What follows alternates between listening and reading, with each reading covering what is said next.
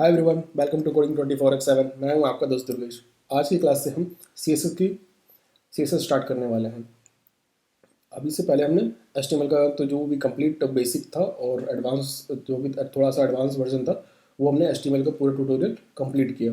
वो अगर आपको HTML की कोडिंग्स देखनी हो या फिर HTML सीखना हो तो उसकी मैं प्लेलिस्ट जो है वो मैं डिस्क्रिप्शन में डाल दूंगा। तो आज से हम CSS की क्लास स्टार्ट करने वाले। देखते हैं CSS होता क्या है। सबसे पहले CSS होता क्या है। CSS को हम कहते हैं कैस्केडिंग स्टाइल शीट। बेसिकली एक शीट है, एक फाइल है। ये एक तरीके से एक फाइल होती है जो कि आपकी पूरी वेबसाइट का जो डिज़ाइनिंग का पार्ट होता है, डिज़ाइनिंग का जो कोड होता है वो इस फाइल के अंदर हम लिखते हैं, जिससे कि हम एक जगह ही पूरी की पूरी वेबसाइट का जो डिज़ाइनिंग है वो वहाँ से हम चेंज कर सकते हैं।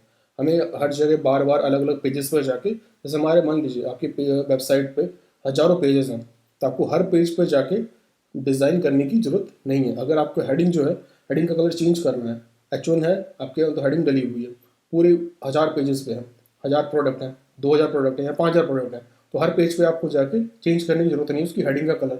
आपने एक बार H1 पे कलर चेंज किया, वो आपकी पूरी वेबसाइट पे चेंज हो जाएगा। तो उसके लिए हम CSS का यूज़ करते हैं। CSS का यूज़ जो है हमारा वो आपके जो एलिमेंट है, HTML का जो एलिमेंट है, जितना भी आपने जो डिज़ाइन किया है अपना, वो जितने भी एलिमेंट डाले हैं अपने HTML पेज के ऊपर, उन सबको डिज़ाइन करने के लिए, उन सब के अंदर स्टाइल डालने के लिए होता है। एक दूसरे तरीके से अगर हम समझे तो जैसे मान लीजिए आपने एक मकान बनाया, उस मकान के अंदर आपने ईंट की दीवारें हो गई, आपकी छत हो गई वो, और उसके बाद जब हम उसका ये आपका एक्सटीरियर हो गया, एक्सटीरियर हो गया, उसके बाद हम उसका इंटीरियर करवाते हैं, जिसके अंदर आपका पेंट हो गया, फ्लोरिंग हो गई, आपका छत का डिज़ाइनिंग कुछ हो गया, ये सारा कुछ पार्ट जो आ गया उसका इंटीरियर के अंदर आ गया। तो बेसिकली जो इंटीरियर का पार्ट है वो हमारा जो CSS करता है। अगर आपको अपनी वेबसाइट के अंदर कुछ भी डिज़ाइन करना या चेंज करना हो तो वो हमारा CSS करता है। CSS का एक और काम है जो आपकी वेबसाइट को रिस्पॉन्सिव बनाना। रिस्पॉन्सिव का मतलब है कि जैसे मान लीजिए अभी आपकी वेबसाइट आपके लैपटॉप में ओपन हो रखी है, आपने लैपटॉप के हिसाब से सेट कर दिया अपनी वेबसाइट को। अगर वो उसको आपको मोबाइल पे खोलना है तो मोबाइल पे वो डिस्टॉर्ट हो जाएगी, वो बिल्कुल ही अजीब सी दिखेगी अगर आपने मोबाइल के हिसाब से सेट नहीं कर रखी है तो इसका काम जो भी है वो भी हम CSS के अंदर करते हैं, ताकि हमारे मोबाइल पे, हमारे लैपटॉप पे, टैबलेट पे या फिर किसी बड़े मॉनिटर पे हमारी वेबसाइट बिल्कुल परफेक्टली ओपन हो। तो इसका काम भी हम CSS के अंदर करते हैं। इससे क्या होता है, हमारे जो काम जो है वो बहुत ज़्यादा ईजी हो जाता है हमारा CSS के अंदर। और CSS का यूज़ करते क्यों हम, CSS का यूज़ हम क्यों करते हैं? CSS का यूज़ करते हैं हम अपने वेब पेज को डिज़ाइन करने के लिए, अपने वेब पेज का डिज़ाइन करने के लिए, अपने वेब पेज का लेआउट बनाने के लिए, अपने वेब पेज का जो वेरिएशन है वो वेरिएशन डालने के लिए, डिफरेंट साइजेस पे, डिफरेंट डिवाइसेस पे के ऊपर, अलग अलग डिवाइसेस पे हमारी वेबसाइट किस तरीके से चलेगी वो सेट करते हैं हम। अलग अलग स्क्रीन पे हमारी वेबसाइट किस तरीके से चलेगी वो सेट करते हैं हम। ये सारा कुछ हम इसके अंदर अपने CSS के अंदर डिफाइन कर सकते हैं। उसके बाद देखते हैं कि CSS के हमारी प्रॉब्लम क्या सॉल्व होती है। जैसे मान लीजिए आपके, अभी मैंने जैसे आपको बताया कि आपकी वेबसाइट में 10,000 लिंक है। जैसे एक अमेजोन की वेबसाइट है, तो मान के चलते हैं अमेजोन की वेबसाइट है, अमेजोन की वेबसाइट पे लाखों करोड़ों प्रोडक्ट्स हैं, इतने पेजेस हैं, अनगिनत पेज हैं उसके अंदर, क्योंकि उसमें जो सेलर है वो एक अमेजोन सेल नहीं कर रहा है, उसके अंदर पड़े वो बहुत सारे और भी अदर सेलर्स हैं, वो भी आर्टिकल डाल रहे हैं। तो अगर कोई एक कोई उसका डेवलपर जो होगा वो उसको अगर उसके टाइटल का फॉन्ट चेंज करना है या फिर फॉन्ट का टाइटल का साइज़ जो है वो चेंज करना है, या प्रोडक्ट का जो नाम है उसका कलर चेंज करना है, तो उसके लिए एक एक आइटम पे जाके उस चेंज नहीं कर सकता, वो एक एक पेज पे जाके चेंज करना पॉसिबल नहीं है। तो उसके लिए हम यूज़ करते हैं CSS का। और उसने क्या करना है, सिंपल, अगर उसने H1 लगा रखा है वहाँ पे या H2 लगा रखा है, वो कोड में जाना है, H2 की जगह उसका फॉन्ट साइज चेंज कर रहेगा, तो पूरी वेबसाइट पे आपका फॉन्ट जितना भी है वो सारा का सारी वेबसाइट पे चेंज हो जाएगा। तो इससे हमारा काम बहुत ज़्यादा ईजी हो जाता है। अगर आपकी सिंपल सी एक पेज की वेबसाइट है तब तो आप कर सकते हैं, कोई दिक्कत नहीं है कि आप HTML में तो आप इनलाइन CSS भी कर देंगे, कोई दिक्कत नहीं है उसके अंदर। पर अगर आपकी वेबसाइट बहुत बड़ी है तो वहाँ पे हम CSS का यूज़ करते हैं, एक्सटर्नल CSS का यूज़ करते हैं या फिर इंटरनल CSS का यूज़ करते हैं। इनलाइन CSS का यूज़ वहाँ पे नहीं करते। नेक्स्ट हम देखते हैं इसके अंदर, देखते हैं हम CSS सिंटैक्स। अब CSS सिंटैक्स क्या होते हैं हमारे? CSS सिंटैक्स का मतलब है, जैसे कि अभी आप स्क्रीन पे देख रहे होंगे, इसके अंदर है H1 लिखा हुआ है, H1 आ रहा है, ये हमारा सिलेक्टर है। जो हमारा H1 है इसको हम कहते हैं सिलेक्टर, और इस सिलेक्टर का ये डिस्क्रिप्शन है, ये पूरा जो आ रहा है आपका, ये पूरा जो एरिया है ये आपका डिस्क्रिप्शन है जो आपको दिख रहा है। इस डिस्क्रिप्शन के अंदर ये आपका कलर, जो यहाँ पे कलर लिखा हुआ है, ये कलर जो है वो CSS की प्रॉपर्टी का नाम है। CSS की प्रॉपर्टी के नाम को क्या कहते हैं? ये रहा, जो आपका मेन जो प्रॉपर्टी है वो ये रही, और इसकी जो वैल्यू है, CSS की प्रॉपर्टी की जो वैल्यू है वो है ये ब्लू, ये हमारी इसकी वैल्यू आ गई। इसको हम सेमी कॉलन से डिवाइड कर देते हैं, सेपरेट करना होता है तो हम यहाँ पे कॉलन का यूज़ करते हैं। तो इसी तरीके से यहाँ पे अगर हम देखें, जो यहाँ पे आपका कोड है, सिंपल जो आपका कोड है, इसके अंदर P लिखा हुआ, P क्या है आपका? P हो गया आपका सिलेक्टर, P आपका सिलेक्टर है, उसके अंदर जो आपका कलर है वो है प्रॉपर्टी हो गई, और जो रेड है वो आपका वैल्यू हो गया। तो इस तरीके से इसको हम CSS के सिंटैक्स तो बेसिकली कहते हैं कि आपको अलग अलग डिवाइड में किस तरह से डिस्क्राइब करता है। तो ये बेसिकली आपका इतना जो एरिया हो गया, ये एरिया जो कर्ली ब्रेसेस के अंदर में है, ये आपका डिक्लेरेशन ब्लॉक हो गया, इसको आप डिक्लेरेशन ब्लॉक कह सकते हैं। और उसके बाद आपका यहाँ पे जो है P, ये मैंने बताया आपको कि ये आपका सेलेक्टर हो गया, नीचे आपका ये प्रॉपर्टी का नाम हो गया, उसके बाद ये आपका वैल्यू हो गई। नेक्स्ट देखते हैं इसके अंदर हम सिलेक्टर। आपके सिलेक्टर होते क्या है? जैसे मैंने आपको बताया ना अभी, ये H1 जो है हमारा सिलेक्टर है, और ये P जो है वो सिलेक्टर है। तो सिलेक्टर क्या होते हैं? बेसिकली सिलेक्टर उनको कहते हैं जो हमारे एलिमेंट होते हैं, जो हमने एलिमेंट बनाए थे, क्रिएट किए थे अपने HTML के अंदर, उन्हीं को हम सिलेक्टर भी कहते हैं अपने CSS के अंदर। तो सिलेक्टर का काम क्या होता है? सिलेक्टर का काम ये होता है कि आपको वो बताएगा कि किस चीज़ का चेंज करना है। जैसे आपको अगर आपकी क्लास में अगर 50 बच्चे हैं, तो 50 बच्चों में अगर तो किसी को बताना होगा कि स्कूल में कोई आपकी प्रिंसिपल है, उसको अगर किसी बच्चे को बुलाना है, तो वो नाम से नहीं बुला सकते, क्योंकि हो सकता है कि आप मान लीजिए आपका नाम कुछ भी XYZ, आपका नाम कुछ भी है, तो उस नाम का कोई और बच्चा भी पूरे स्कूल में हो सकता है, तो उसको बुलाएंगे कैसे? तो उसको हम डिफाइन करेंगे क्लासरूम से, कि वो मान लीजिए 10th का है, कि 10th A का है, 10th B का है, 10th C का है, 10th C में जो ये संदीप नाम का कोई लड़का है उसको बुला के लेके आना है। तो उसने डिस्क्राइब कर दिया, आपको बताया कि कहाँ पे है वो। तो उस वही काम है सिलेक्टर का भी, सेम काम होता है, ताकि उसको डिफाइन कर सके उस एरिया को, उस पाथ को जहाँ पे आपको स्टाइलिंग करनी है। बेसिकली सिलेक्टर के अंदर हमारे 5 तरह के सिलेक्टर होते हैं। जो बेसिक सिलेक्टर 5 तरह के होते हैं। एक पहला होता है आपका सिंपल सिलेक्टर। सिंपल सिलेक्टर के अंदर आपका आता है एलिमेंट, आपका एलिमेंट आ गया, कोई भी एलिमेंट हो सकता है उसके अंदर, जैसे H1 हो गया, आपका हेडिंग हो गई, पैराग्राफ हो गया, इमेज हो गई, ये आपका एलिमेंट हो गया। उसके बाद आती है आपकी आईडी, जो भी आपने उसके अंदर टैग के अंदर आईडी लिखी हुई है वो आईडी हो गई। उसके बाद आपका क्लास आता है, ये सारा आ जाता है आपका सिंपल सिलेक्टर के अंदर। उसके बाद नेक्स्ट है आपका कम्बिनेटर सिलेक्टर। कम्बिनेटर सिलेक्टर के अंदर मतलब हो गया, जैसे आपने एक डिव क्रिएट कर दिया, एक डायरेक्टरी क्रिएट की, एक उस डायरेक्टरी के अंदर आपका एक पैराग्राफ आ गया, उस पैराग्राफ के बारे में अगर आपको डिज़ाइन करना है तो वो आता है कम्बिनेटर सिलेक्टर के अंदर। नेक्स्ट है आपका पसीडो क्लासेस सिलेक्टर। पसीडो क्लासेस सिलेक्टर कौन से होते हैं? पसीडो क्लासेस सिलेक्टर वहाँ पे यूज़ होते हैं जहाँ पे आपका लिंक लगा हो, या फिर आपको एक ही, आपको जैसे मान लीजिए एक पैराग्राफ है, या फिर एक आपका हाइपर लिंक, एक हाइपर लिंक लेते हैं हम, एक हाइपर लिंक है, उस हाइपर लिंक पे आपको 3 या 4 अलग अलग स्टाइल लगाने हैं, तो वहाँ पे हम पसीडो क्लासेस का यूज़ करते हैं। कैसे? जैसे मान लीजिए आपका एक लिंक है, उस लिंक पे आपको कलर चेंज करना है, कि आपने उसका कलर चेंज कर दिया, आपने लिंक का कलर चेंज कर दिया। सेम आपको चाहिए कि आप जब माउस उसके ऊपर लेके जाओ उसका कलर चेंज हो जाए, तो सेम उसी के अंदर आएगा वो भी, सेम आपका हाइपर लिंक के अंदर ही वो कोडिंग आएगी उसकी भी। उसके बाद क्या होगा, जब आप उसके अंदर चेंज करोगे, आपको चाहिए जब आप उस पर क्लिक करो तो फिर दोबारा उसका कलर चेंज हो जाए, तो उसकी कोडिंग भी सेम आएगी। तो जहाँ पे एक ही पर्टिकुलर एलिमेंट के ऊपर हम बार अलग अलग स्टाइल करते हैं, उसको हम डालते हैं पसीडो क्लासेस सेक्टर के अंदर। नेक्स्ट है आपका पसीडो एलिमेंट सेक्टर। पसीडो एलिमेंट सेक्टर क्या होता है? पसीडो एलिमेंट सेक्टर के अंदर में क्या होता है, जैसे मान लीजिए आपने एक पैराग्राफ लिखा, उसकी पहली लाइन जो है, फर्स्ट लाइन जो है, आपको सिंपल फर्स्ट लाइन आपको चेंज करनी है, या फिर आपको लास्ट लाइन जो है उसके अंदर स्टाइलिंग करनी है, तो वहाँ पे हम यूज़ करते हैं पसीडो एलिमेंट सेक्टर का। नेक्स्ट है आपका एट्रीब्यूट सिलेक्टर। एट्रीब्यूट सिलेक्टर कौन से होते हैं? जैसे आपकी एक वेबसाइट है, उस वेबसाइट के अंदर इमेजेस हैं, बहुत सारी इमेजेस हैं, पर आपको क्या करना है कि जहाँ पे भी आपके फ्लावर की इमेजेस हैं, जितनी भी आपकी वेबसाइट के अंदर फ्लावर की इमेजेस है, उनका जो है उनको एक बॉर्डर में डालना है आपको, कोई भी किसी भी कलर का। जैसे यहाँ पे हमने एक बॉर्डर बना क्रिएट किया हुआ है, कोडिंग लिखी हुई है येलो कलर की, तो हमें एक येलो बॉर्डर चाहिए जहाँ पे भी फ्लावर की इमेजेस हैं। तो हमने क्या करा, जहाँ पे भी फ्लावर है उसके अंदर हमने एक टाइटल लगा रखा है, टाइटल लगा हुआ है फ्लावर का। तो हम यहाँ पे सिंपल लिखेंगे टाइटल इक्वल टू फ्लावर, और उसके अंदर हम बॉर्डर डाल देंगे कि बॉर्डर डाल दिया 5 पिक्सल का, सॉलिड है और येलो है। तो जैसे ही हम ये कोड को रन करेंगे, जहाँ पे भी टाइटल में फ्लावर होगा वो सारा का सारा बॉर्डर, वहाँ पे बॉर्डर क्रिएट हो जाएगा येलो कलर का। तो इसको हम कहते हैं एट्रीब्यूट सिलेक्टर। इसको हम कोडिंग में भी देखेंगे आगे की क्लासेस में, कोडिंग में किस तरीके से किया जाता है। इसका हम देखते हैं the C S S element selector. The C S S element selector, यहाँ से हम कोडिंग स्टार्ट करते हैं।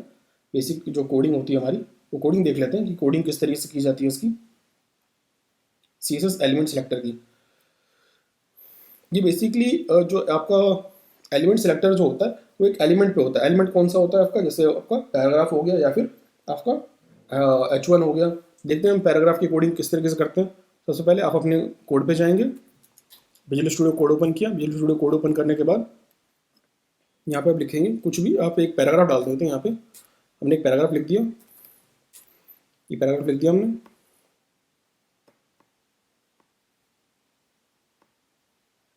पैराग्राफ लिखने के बाद यहाँ पे हम इसका स्टाइलिंग करते हैं।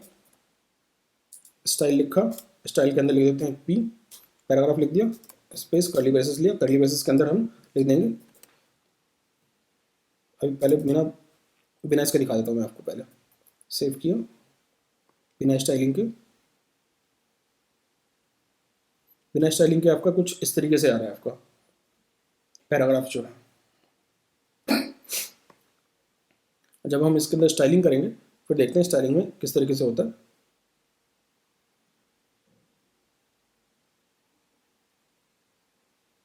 स्टाइलिंग करते हैं, इसके अंदर स्टाइल डालते हैं, टेक्स्ट अलाइनमेंट सेंटर।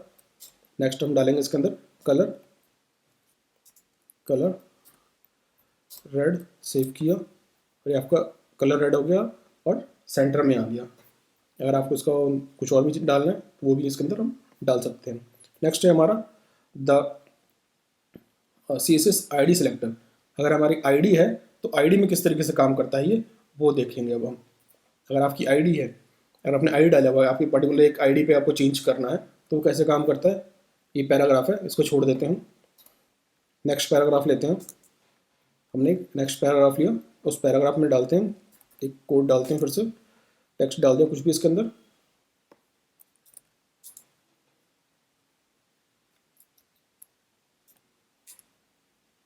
ये पैराग्राफ है, इस पैराग्राफ की हम एक आईडी दे देते हैं यहाँ पे। आईडी आईडी के अंदर नाम दे देते हैं इसका हम कुछ भी, CSS1। CSS1 हमने इसकी आईडी का नाम दे दिया। अब हम क्या करेंगे, जहाँ पे P है, चलिए इस P को रहने देते हैं हम वैसे ही सेम। नीचे एक कोड लिखेंगे, जहाँ पे आईडी है, यहाँ पे आईडी यूज़ होगा, वहाँ पे क्या यूज़ होगा, हैश। जहाँ पे हम आईडी को हम करेंगे वहाँ पे यूज़ करेंगे हम हैश को। हैश क्या आएगा हमारा यहाँ पे, CSS1। CSS1 का कोड लिख देते हैं हम। CSS1 का कोड के अंदर क्या लिखेंगे हम, text align left, colour green कर देता हूँ मैं, ठीक है। इसको मैंने सेव किया, देखिए ये लेफ्ट हो गया आपका, ये सेंटर आ रहा है, ये लेफ्ट आ रहा है। अगर मुझे चेंज करूँगा, दिखा देता हूँ मैं आपको चेंज करके। यहाँ पे राइट किया, सेव किया, ये देखिए ये राइट में चला गया और ये ग्रीन कलर हो गया आपका। तो इसे ये हमारा हो गया आईडी बेस, आईडी पे लगाया हमने कोडिंग की आईडी के ऊपर। हमने यहाँ पे तो पैराग्राफ नहीं लिखा कि पैराग्राफ में चेंज होगा, हमने सिर्फ एक आईडी लिख दी और वहाँ पे ये चेंज हो गया। अगर सेम आईडी अगर मैं आपको दिखाता हूँ, मैं यहाँ पे H2 लेता हूँ, H2 के अंदर भी एक डाल देता हूँ,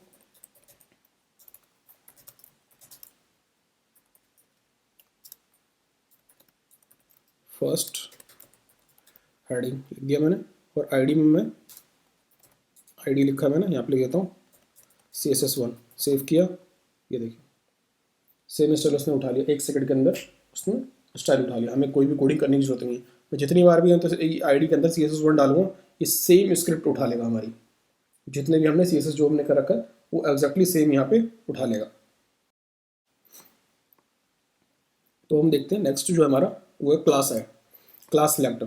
क्लास सेलेक्टर किस तरीके से यूज़ होता है वो देख लेते हैं हम। पहला है हमारा सिंपल जो एक क्लास का नेम के यूज़ करते हैं वो देखते हैं, सिंपल नेम से कैसे हम यूज़ करते हैं क्लास को। इसी कोड के अंदर हम नीचे जाते हैं, लाइन ब्रेक किया, यहाँ पे लिखते हैं H1 लिया, H1 के अंदर हम डाल देते हैं सेंटर हेडिंग, लिख दिया मैंने, और उसके नीचे एक पैराग्राफ लिखते हैं, एक पैराग्राफ लिख दिया मैंने, और इसके अंदर मैं इसका क्लास लिख देता हूँ। क्लास लिया, क्लास के अंदर क्लास का नाम डाल देता हूँ मैं सेंटर। पैराग्राफ के क्लास का नाम भी मैं सेंटर डालूंगा, ठीक है। अब यहाँ पे हम एक कोडिंग करेंगे, अपने स्टाइल टैग के अंदर गए, जो आपका स्टाइल टैग है इसके अंदर जाएंगे, यहाँ पे क्या करेंगे हम डॉट लिखेंगे और उसके अंदर लिखेंगे हम क्लास, सॉरी सेंटर, क्योंकि हमारे अंदर क्लास का नाम क्या है सेंटर डाला है हमने। इसके अंदर हम लिख देंगे टेक्स्ट अलाइन सेंटर, और अगर हमें कलर चेंज करना है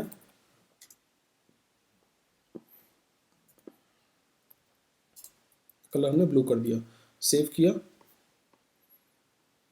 तो ये आपका क्लास से आप इस तरीके से कोडिंग कर सकते हैं। नेक्स्ट है, जैसे मान लीजिए इसके अंदर है आपका, आपने देखा होगा कि स्पेसिफाई किया हुआ है कि किस एलिमेंट का आपका चेंज होगा। अगर आपको पर्टिकुलर एलिमेंट में चेंज कर दिया, जैसे मान लीजिए कि यहाँ पे क्लास के अंदर आपके 2 एलिमेंट हैं, एक आपका H1 है और एक आपका P है, H1 एक हेडिंग है और एक पैराग्राफ है, तो 2 हैं आपके और दोनों का सेम स्टाइल हो रखा है। अगर आपको सिर्फ हेडिंग का करना है, हेडिंग का चेंज करना है स्टाइल, हेडिंग का स्टाइल चेंज करना है तो वो किस तरीके से करेंगे, या फिर आपको पैराग्राफ का स्टाइल चेंज करना है तो वो किस तरीके से करेंगे वो देखते हैं। इसके अंदर सिंपल आप जाएंगे जहाँ पे आपका सेंटर लिखा हुआ है, सेंटर से पहले आप क्या कर देंगे, आपने अगर P लिख दिया, सॉरी अगर आपने P लिख दिया सेव किया तो आपका जो पैराग्राफ है सिर्फ उसका स्टाइलिंग होगी, और अगर आपने यहाँ पे H1 कर दिया सेव किया तो आपके H1 के अंदर सिर्फ स्टाइलिंग आएगी।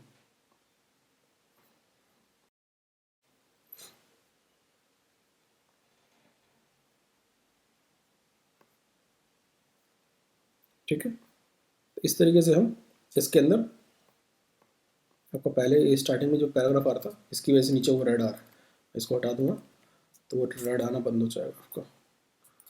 ये देखिए आपको ब्लैक हो गया, ये सेंटर हेडिंग आ गई आपकी, सेंटर हेडिंग के अंदर हमने सेंटर कर रखा है और ये ब्लू कर रखा है। इसको मैं लेफ्ट कर देता हूँ,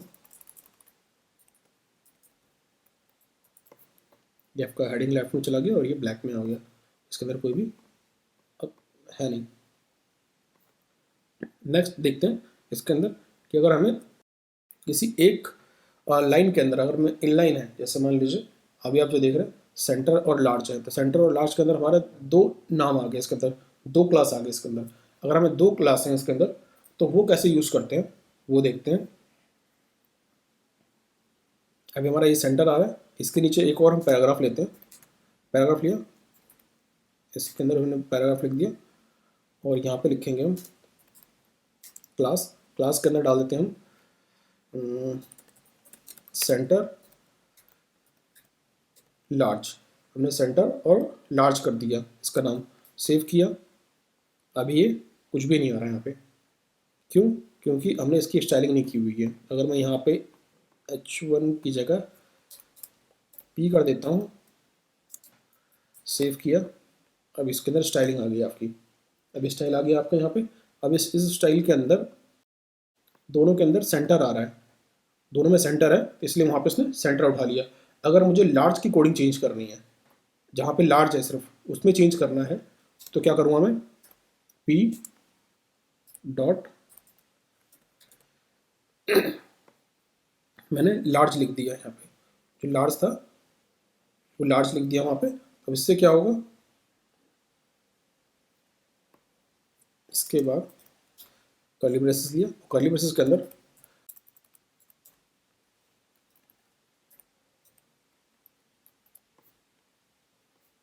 मैंने फॉन्ट का साइज चेंज किया, ये देखिए कितना बड़ा टेक्स्ट हो गया ये। इसको छोटा कर देता हूँ, थोड़ा सा ज़्यादा बड़ा हो गया ये, 50 पिक्सल किया, ये देखिए। अब जहाँ पे सिर्फ कौन सा चेंज हुआ है, सिर्फ ये वाला पार्ट, जो नीचे वाला पार्ट है आपका, लार्ज टेक्स्ट जहाँ पे हमने किया है सिर्फ वो चेंज हुआ है आपका, आपका ऊपर वाला चेंज नहीं हुआ। जहाँ पे हमने लार्ज लिखा हुआ है सिर्फ वो चेंज हुआ है, जहाँ पे लार्ज नहीं लिखा हुआ वहाँ चेंज नहीं हुआ। तो इस तरीके से हम दो क्लासेस भी लगा सकते हैं आपके एक एलिमेंट के अंदर। नेक्स्ट देखते हैं यूनिवर्सल सीएसएस। यूनिवर्सल सीएसएस क्या होता है, जैसे मान लीजिए आपकी पूरी एक वेबसाइट, एक सिंगल पेज की वेबसाइट है, आपको चाहिए कि आपका टेक्स्ट का अलाइनमेंट कैसा हो, सेम सारे जितना भी हो, आपको हेडिंग हो, पैराग्राफ हो, कुछ भी हो, वो सब कुछ सेम आए। जैसे अभी ये सारा कुछ है, ये सारा कुछ अलग अलग आ रहा है, आपको दिख रहा होगा पूरी वेबसाइट में अलग अलग आ रहा है, मुझे चाहिए ये पूरा सेम चाहिए। तो मैं यहाँ से क्या करूँगा, पूरा कोड मैं यहाँ से रिमूव कर देता हूँ आपको। मैंने कोड रिमूव कर दिया। कोड रिमूव करने के बाद मैं क्या करूँगा, यहाँ पे लिखूँगा मैं एक स्टार डाल दूँगा। स्टार का मतलब क्या हो गया, अब ये कोड हो गया यूनिवर्सल। जैसे हम यहाँ पे स्टार डालेंगे, कोड आपका पूरा का पूरा कोड जो है वो यूनिवर्सल हो जाएगा। मतलब एक ही कोड होगा पूरी वेबसाइट का, कि जहाँ पे मैंने जो भी लिख दिया वो पूरी अपने आप ही सेट हो जाएगा सबके अंदर। इसके अंदर डालता हूँ मैं text align centre colour pink, save किया, ये देखिए आपकी पूरी वेबसाइट जो है पिंक कलर में सेंटर में आ गई। तो इस तरीके से आप यूनिवर्सल भी सिलेक्टर यूज़ कर सकते हैं। अगर आपको एक सिंपल कोई कोड यूज़ कहीं पे करना है तो वहाँ पे आप यूनिवर्सल चला सकते हैं।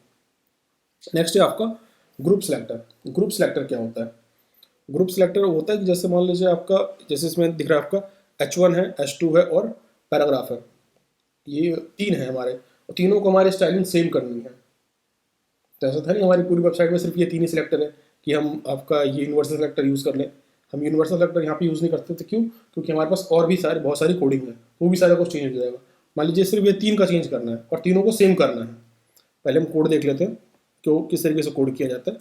मैं रिमूव कर देता हूँ। बॉडी में गए, बॉडी के अंदर लिखते हैं सबसे पहले हम H1, हेडिंग 1 डाल दिया मैंने। उसके बाद डालते हैं हम इसके अंदर H2, H2 के अंदर डालते हैं हेडिंग 2। नेक्स्ट डाल देता हूँ मैं पैराग्राफ, मैंने एक पैराग्राफ लिख दिया, सेव किया,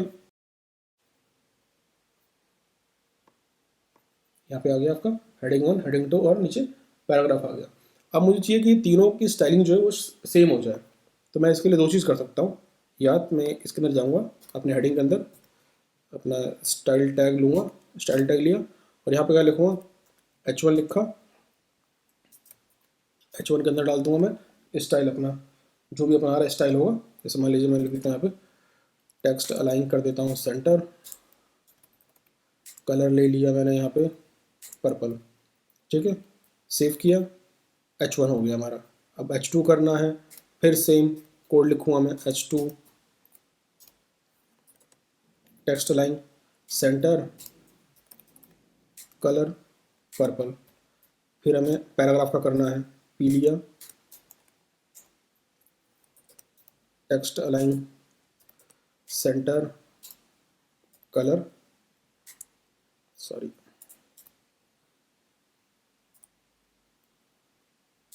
कलर लिया पिंक, सॉरी पिंक नहीं भी पर्पल लेना था, पर्पल, सेव किया, तीनों सेम हो गया। हम इस तरीके से भी कर सकते हैं, पर इसमें कितनी मेहनत लगी, हमें 3 बार हमें कोड लिखना पड़ा, जबकि हमें सेम काम करना है 3 बार। तो उसके लिए हम क्या यूज़ करेंगे, अगर हमें ये यूज़ नहीं करना तो हम क्या करेंगे, सिंपल एक ही लाइन में हम तीनों को डिस्क्राइब कर देंगे। उसको कहते हैं हम ग्रुप सिलेक्टर। हम तीनों की कोडिंग ग्रुप में कर देंगे। कैसे, देखते हैं। जैसे H1 लिया, सेम कॉमा लेना है, H2 लिख देना है, फिर कॉमा लेना है, पैराग्राफ लिख देना है। सेव किया, एग्जैक्टली सेम आपकी कोडिंग आ गई यहाँ पे। सेम अगर आप इसके अंदर कोई और पैराग्राफ आप ऐड करेंगे, आपने ऐड किया, आपका स्टाइल यहाँ पे ऑटोमेटिक आ गया। इस तरीके से हम ग्रुप सिलेक्टर भी यूज़ कर सकते हैं। तो आज की क्लास में हमने देखा कि CSS का यूज़ किस तरीके से किया जाता है और क्यों यूज़ होता है उसका। आगे क्लासेस में हम और इसके कहाँ कहाँ यूज़ होता है, किस तरीके से यूज़ होता है, और ये सारा कुछ देखेंगे। तो आज की क्लास देखने के लिए थैंक यू सो मच। अगर आपको वीडियो अच्छी लगी तो प्लीज़ वीडियो को लाइक करें और चैनल को सब्सक्राइब कर लें ताकि आपको ऐसे ही वीडियो आती रहे। आगे क्लासेस में हम इस पूरा कंप्लीट करेंगे CSS का बेसिक और एडवांस, और उसके बाद फिर हम जावास्क्रिप्ट करेंगे। तो हमारा ये वेब डेवलपमेंट का पूरा कोर्स कंप्लीट होगा। तो वीडियो देखने के लिए थैंक यू सो मच।